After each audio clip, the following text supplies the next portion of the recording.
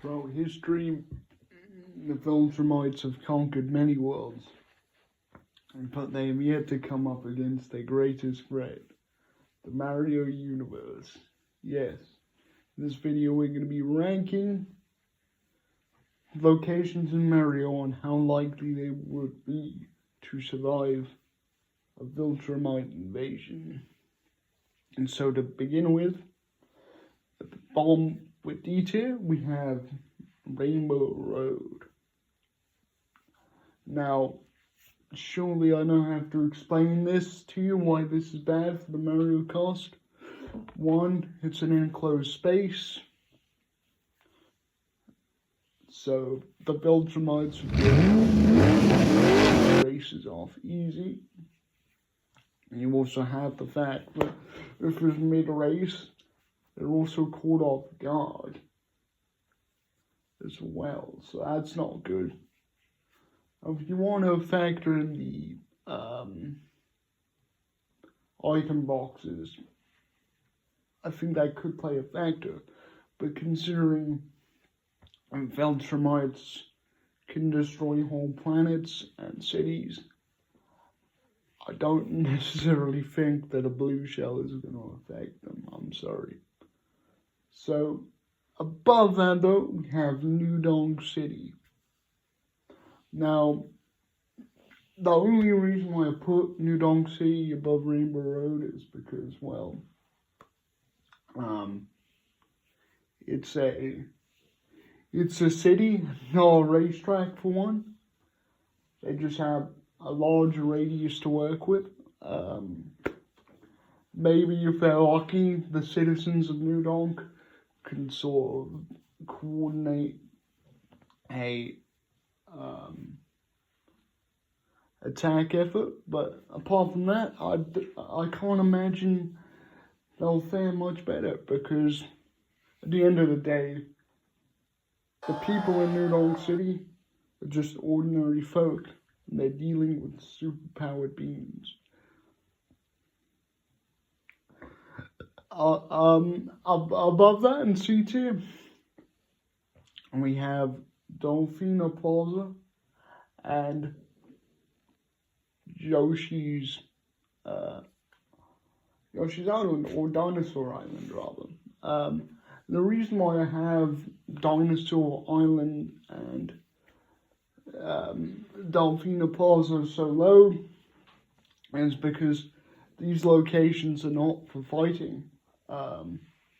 In fact, Delfino Plaza is actually a rest resort for folk that want to go on holiday. So there you go. Not a very combat applicable location. I could see the bloopers maybe posing a challenge, but if Mario can deal with them, I have no doubt that the viltrumites can rip through them in seconds. Also, but the reason why I have Yoshi's Island above that, or Dinosaur Island rather, is because the Yoshis, if they use their abilities correctly, can bypass ordinary durability. What I mean by this is, well, they could eat one of the viltrumites. Now, whether, that they would be able to withstand the pressure in their stomach is another thing entirely. But it's still something worth thinking about. And if they can acquire a viltrumite's powers, all the more better.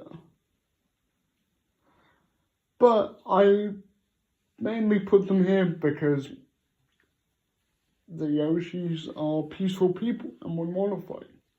So I can't see them faring against a viltrumite invasion when they live for conquest. Like, you literally have viltrumites such as Murky for fun. So, they're not looking too good for the Yoshis here, I've got to be honest. But moving up into B tier, we have Kong City and Luigi's Mansion. The reason why I put Kong City so low is because the Donkey Kongs on the island aren't actually a threat. The Kongs themselves are going to get destroyed by the viltrmites. However, there's lots of things on the island that can kill you, such as the Tiggies from Donkey Kong Country and the ice people from Donkey Kong Country Tropical Freeze.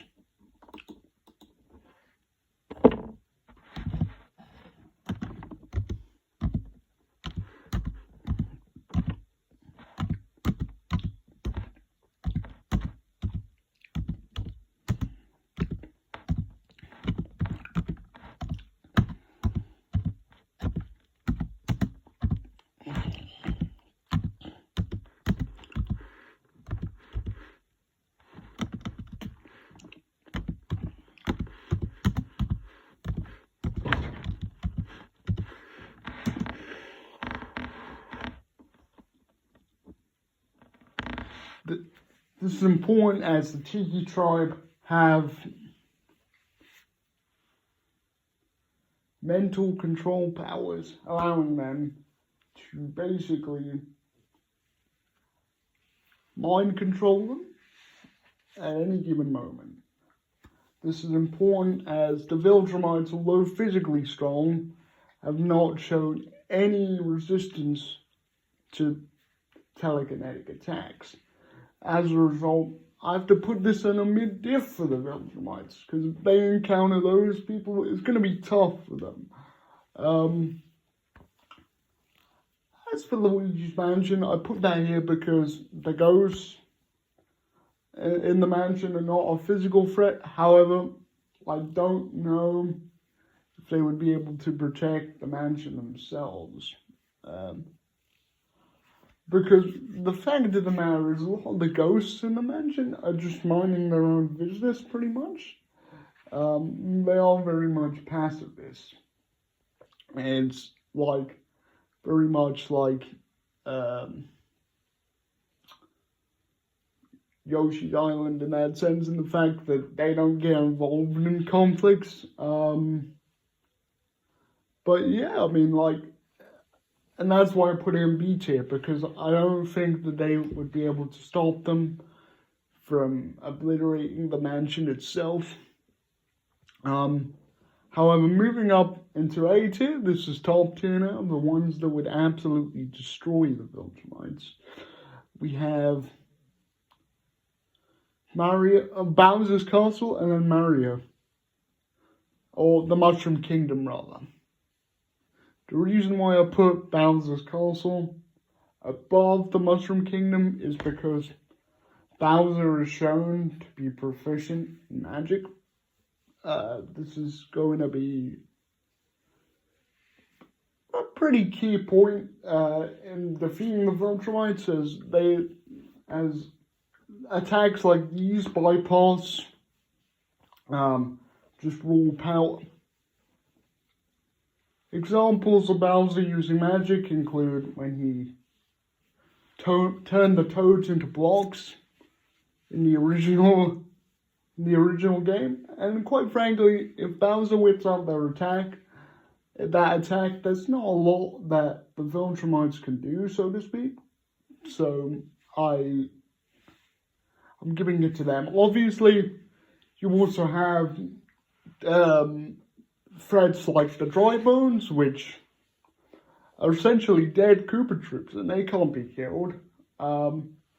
Obviously, you have the Koopalings, or Bowser Jr., with his magic brush, which enables him to just open up portals to dimensions and leave them there. So, there are a lot of ways that they could theoretically tackle this. That just wipe the viltrmites off the map. What was I going to say? The reason why I put the Darklands, aka Bowser's Kingdom, at the top is because, quite frankly, the Mushroom Kingdom doesn't have the mindset nor the magical ability to take on such an enemy. Also, you have the fact that the toads are just borderline weaklings. Like, all you gotta do is take one look at them to realize how squishy they are.